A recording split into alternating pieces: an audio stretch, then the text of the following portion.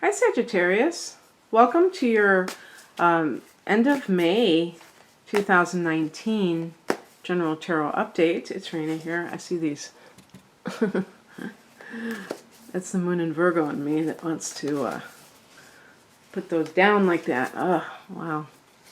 I'm using the Wild Unknown Tarot deck for this particular set of readings. Glad to be revisiting it. Aren't these? I love these. I really love these.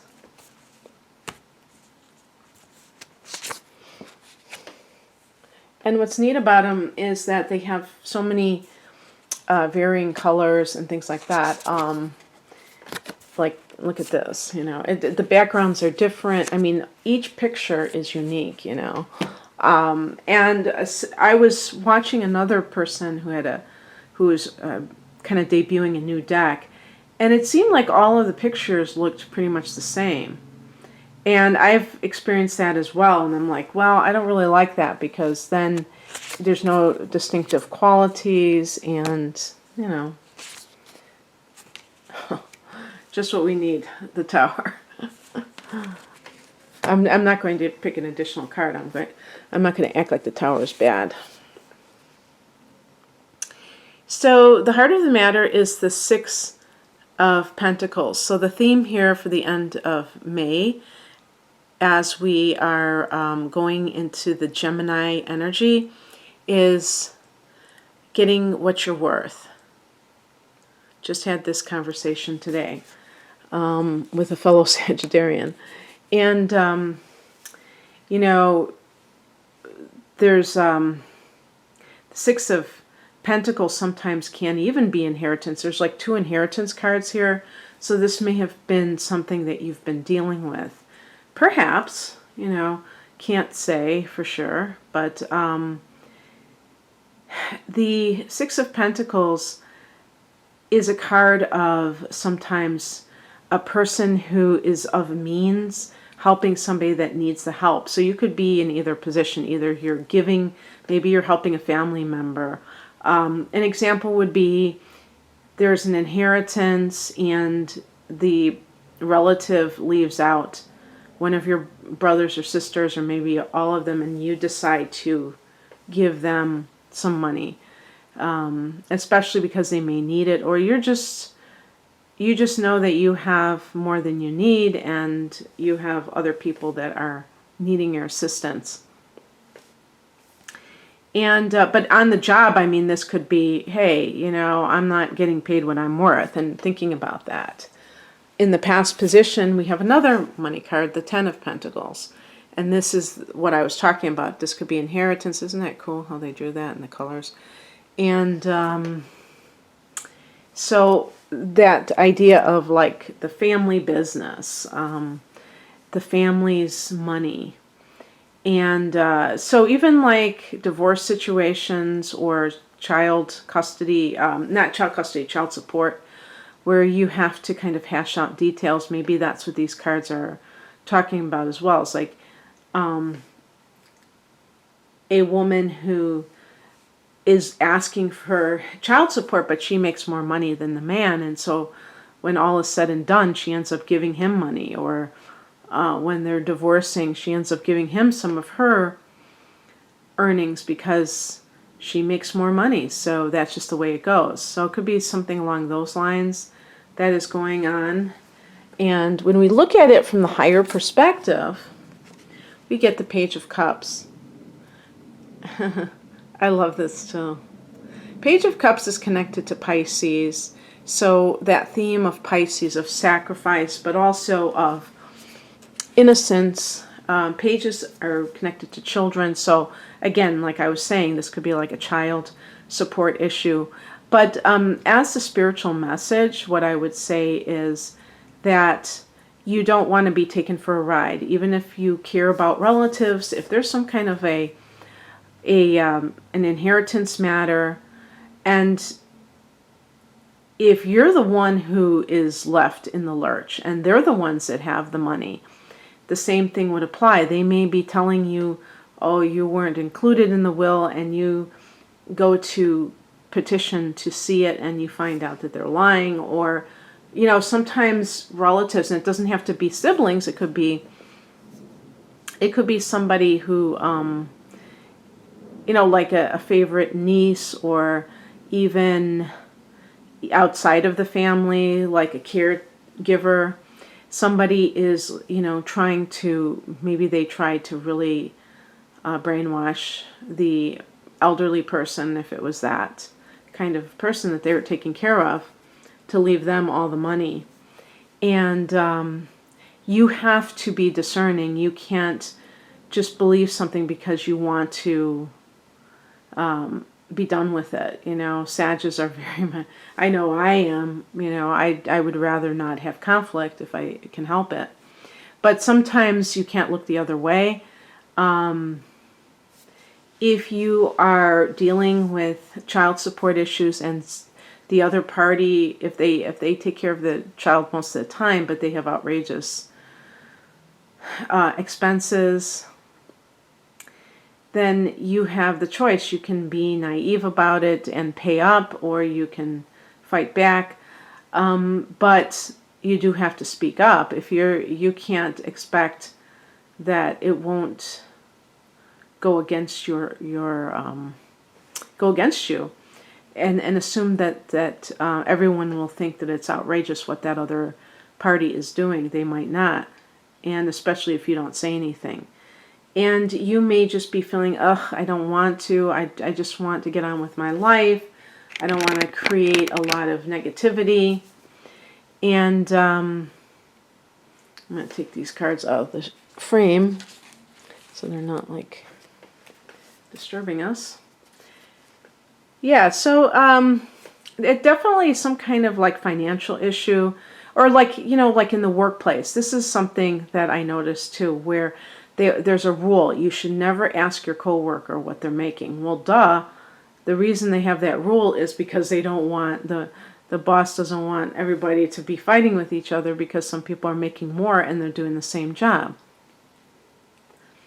And this is one of those rules that, who does it benefit? It benefits the people that are in control, in charge.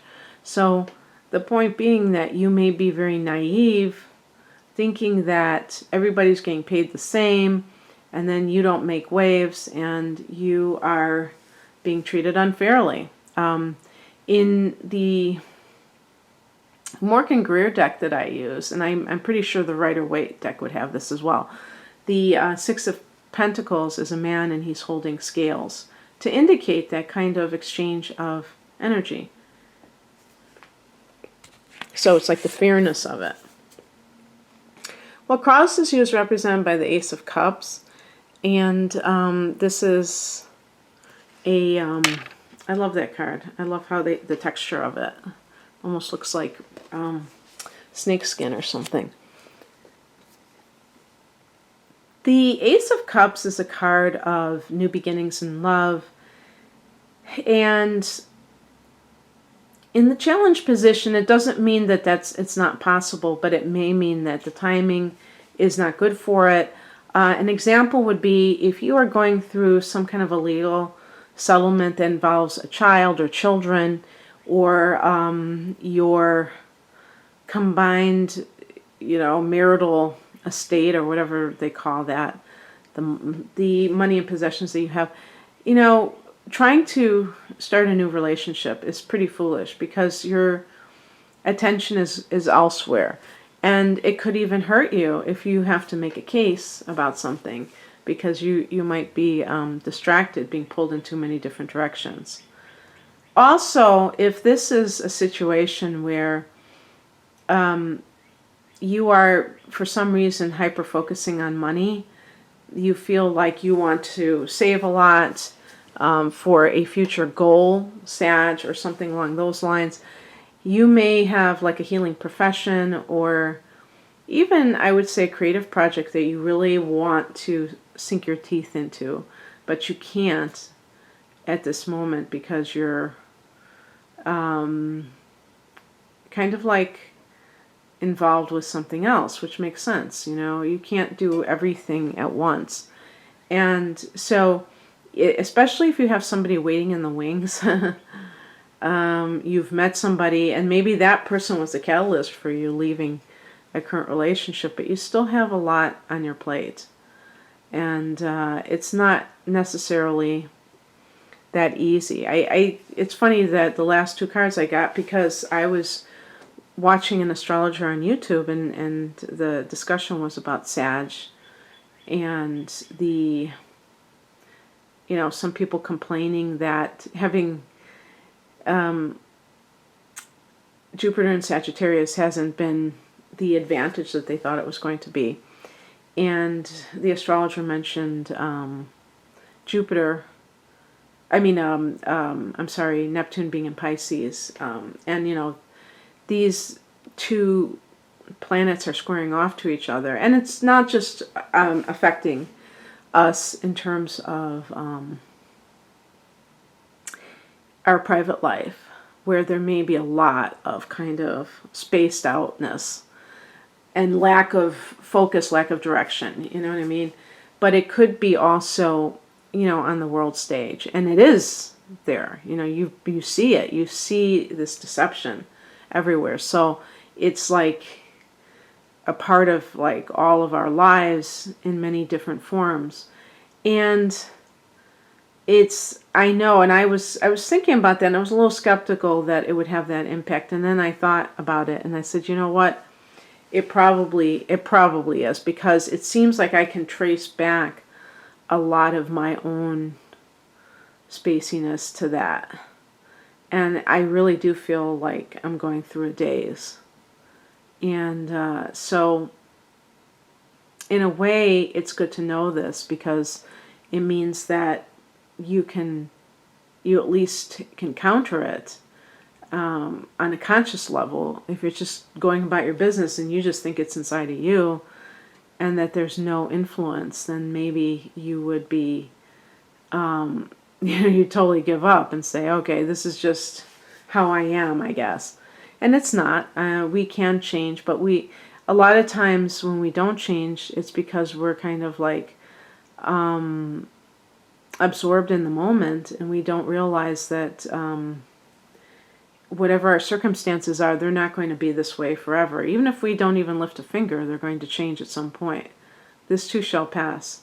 But it's always better, I think, to do things for yourself, really is, because then you have more control over the outcome. Even though we don't have total control, of course.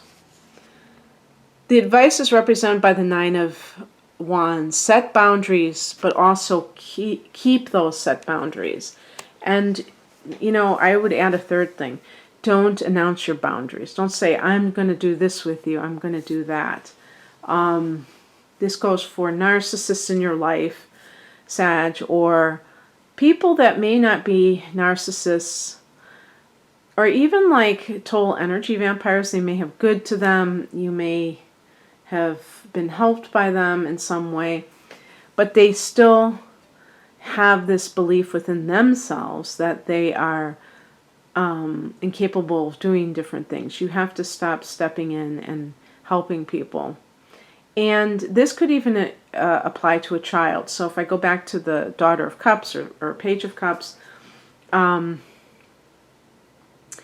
especially if the child is going through a divorce or separation, a legal separation, you may be tempted to help them cope by babying them, and that's not the answer either. So understand that the best way to treat others is to give them a sense of autonomy. And yes, of course, people love to feel needed and all that, but it's better to teach people how to fend for themselves. And with the 9 of Wands, it's also important to be very,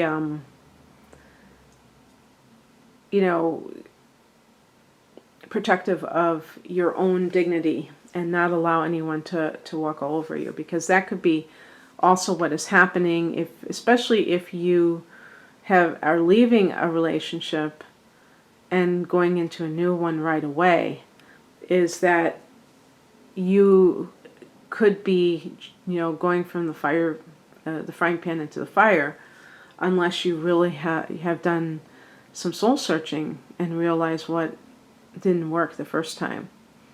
But could be a workplace situation where you need to make sure that you are not being treated in an inferior manner so that the management can justify paying you less. That's kind of like what I could see as an MO that somebody might do. The outcome is the Tower. And, I'm not going to say this is in this time frame. There is a lunar eclipse in your second house of earned income, and this is happening on July 16th, Sag. And you already have Pluto and Saturn transiting this house. So this and the South Node. So with a lunar eclipse here, that could create a lot of fireworks. And it could be something where there is a very abrupt ending that ends an income stream for you. But again, if that is the case, this is a long time coming. This should not be a surprise to you, and you shouldn't feel like, oh my God, what happened? You should know damn well what happened, and be willing to accept the fact that it's happening for a reason, and not to be too freaked out by it. The other thing too is this may be some kind of love at first sight, where you are just going about your business, and maybe even with the Nine of Wands, you have to actually worry sometimes of being a little bit too protective of yourself, to the point where you are putting up a wall, and other people find it hard to penetrate that wall. And so the Tower card is like somebody comes along and you lower your defenses because you recognize them. Maybe recognize them as your soulmate. By the way, saying soulmate simply means that the person is seeing that the other individual is somebody familiar to them, and that they have a history together, and that they might feel like they're really, they take to one another right away. So it doesn't have to have any kind of like really super duper mystical qualities to it. It could simply be, oh yeah, here's this person that really feels like somebody I have known. And that in itself can be very exciting, because you realize that there's like these people out here that you may have never known up until the time you're 20 or 30 or 40 or 50 or 60. And you've both been existing, in the same world, but you never knew each other until this moment, and yet you have known each other in past lives. And you feel that sense of like, wow, this is so exciting that we are coming together like this. So it could be one of those aha moments, or recognition, for love at first sight. And like I said, Ace of Cups, not being able to get things going, but regardless, somebody penetrates that wall. And so that could be in a very, who knows, it could be in a very supposedly random way that you meet this person. But also just like an immediate, like a clean break from a, situation that isn't good, or just like finding something out right away, like finding out, wow, this happened. And you're like, okay, these people are lying to me, and now I know the truth. And, feeling set free by knowing the truth. I think that's an important thing to mention as well. Okay, that's what I have for you, Sagittarius. I hope that you receive something useful from this. If you would like a private reading, please click the link below. Take care. Bye.